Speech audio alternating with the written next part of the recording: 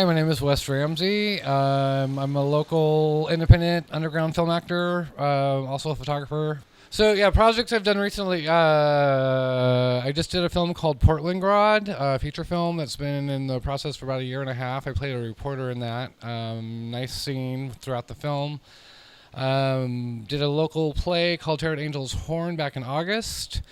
Currently have a play or two in the works right now. I think I've got some stuff in the works. I've got a film called Glare coming up in March. I'm also working in a trailer for a book trilogy. I'm playing a mobster. I've been on Portlandia, did extra with Paul Rubens and Matt Groening. Was on the first episode of The Librarians, You'll Never See My Face. Primarily independent film stuff. Went to an awesome film premiere in Sacramento for a film we shot back in 2012 called Badass Monster Killer, which is a Cthulhu film. I play a dumb thug in that. 85% of the film is CGI. They created this entire awesome town called the town of Camaroville. It was submitted, or is being submitted, to the H.P. Lovecraft Festival here in Portland, so hopefully it will be playing here in October. I'm a character actor. I am fortunate to play a very wide range of characters. I do a lot of horror films, and I die a lot. I've died many different ways. I've been bludgeoned with a bicycle tire, staked in the heart, suffocated with a plastic bag, shot in the head, shot in the chest. What was the original question? Typecasting, yes.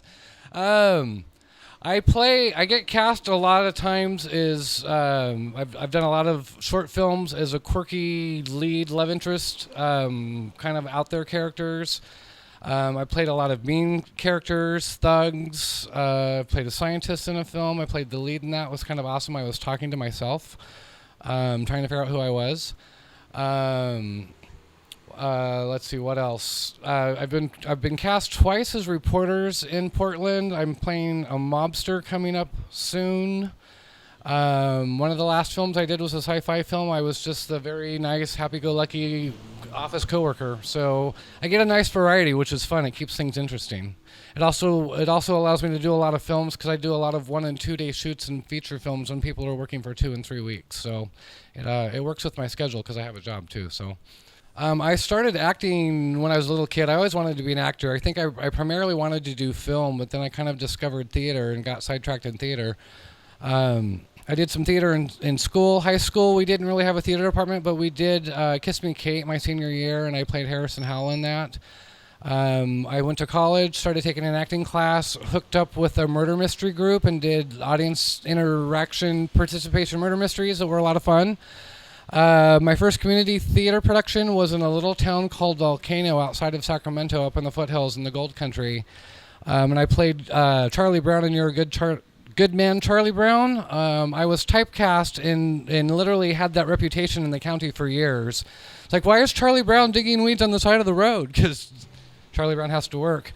Did a lot of theater there, did theater for years, worked on a couple of theater boards, did theater in Sacramento, did musical theater.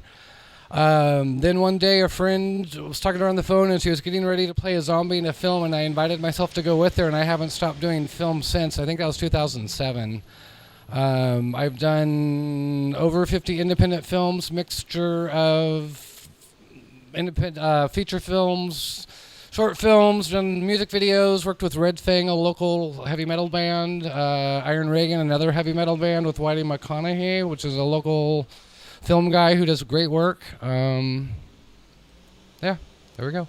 So I think the very first project I did here in Portland, I'm not sure, it's either Guignol Fest or I did a film with Grapefruit Entertainment. But I think it was Guignol Fest. By doing a short film with Guignol Fest, that ended up leading to doing some theater with Dylan Hillerman, who is the director of the festival, I guess. He puts it on every year. And Guignol Fest, if you don't know, is a horror film challenge where you make horror films in 72 hours. The first play we did was called Headless Body and Topless Bar, which Dylan wrote and then ended up also playing the lead character in. It's very much dark comedy theater, and very, very fun. Headless Body was pretty serious. It took place in a strip club. We were all being held captive by a guy who shot the bartender for money. The play we did after that was called Terror at Angel's Horn. That was written by John Marble, who was also in Headless Body at Angel's Horn, and is also an actor, writer, writes amazingly fun stuff. Terror at Angel's Horn was billed as a noir sci-fi musical. Had a local band in it, performing as the Clowns Without Pity. It was a really crazy, off-the-hook Mexican luchador fighting play, and it was just an amazing experience, probably one of my top theater experiences. John Marble has also written a new play called Plan 10 from Outer Space, which is the sequel to the movie. That will be coming to a theater in Portland, I think in August. Not sure where, but more info to come. So I moved to Portland a little bit over 2 years ago,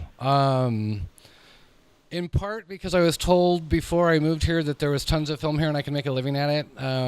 I've loved Portland for years. I've had friends that have lived here that I've visited for a long time. I've been coming to film festivals for Portland for a long time. I moved to Portland more so for Portland and the beauty of the Northwest and the quality of life here than to really be an actor, famous actor anyway. I love doing independent film, and if that's all I do for the rest of my life, I would be completely happy doing that. And Portland's a great place to do it. It's beautiful here. I love the area. I love the people. There's an amazing amount of talent in the town, and there's a lot happening here as far as television production, as far as librarians, Grimm. There's more in the works. Cheryl Strayed is looking at doing a series here if they can increase the tax incentives. And it's just a great place to be and to live and to play and do film. So, thanks. Cut him loose. He's drinking.